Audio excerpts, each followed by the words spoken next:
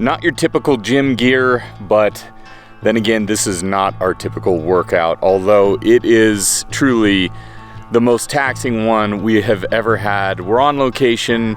We're following up our I Tried Living series with 1890. The last one was 1990, so we're going 100 years back in time. I'm currently helping out Brandon. He is living out in the middle of nowhere, full-time, just like an old school homesteader. We're gonna be building an entire cabin by hand. It's gonna take a lot of combined effort, and we're trying to really encapsulate that time period, that way of living, and that living was rough.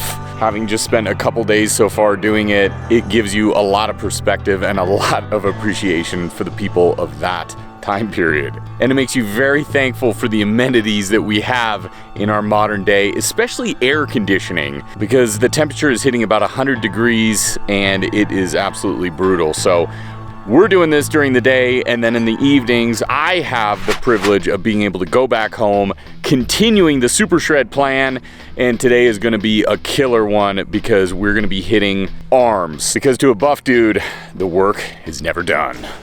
Yeah. Okay, being a cowboy is put on pause, at least for the moment, because I have to get the workout in, and I am in stage 2, day 4 of the Super Shred. For those of you who have been following from the beginning, I finished a bodybuilding contest. Afterwards, I ate as much as I want. We had family over, some family who had been visiting for Europe for the very first time in their lives, and we showed them a good time, and I showed myself a pretty damn good time as well, because I was eating way more than I should have.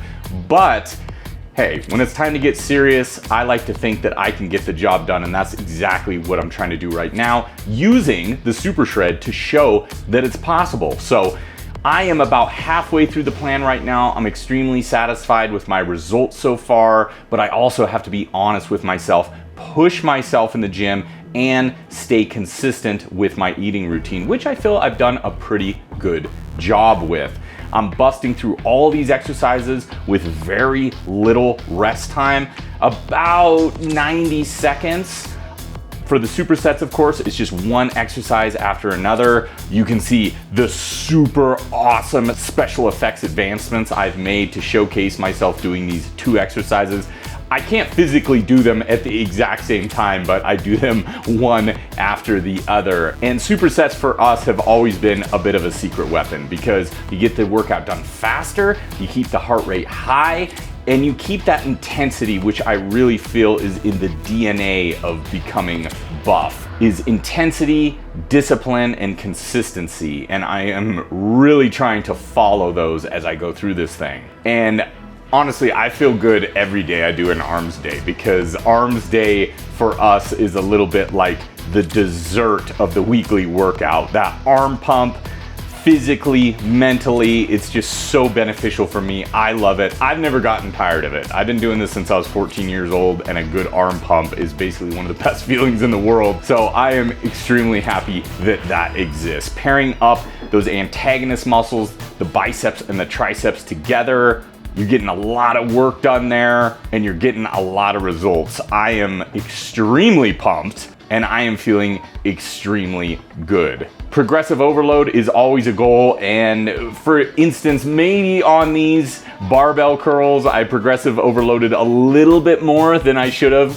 Struggling there with those last reps, but cheat reps can be beneficial in order to really bust out those final couple reps. If I was struggling from the very first one, I may have immediately reduced the weight. With this one, I was getting very close to the required rep range. So I just used, as you can see, a little bit of momentum to get those last couple done. Felt pretty good about that one.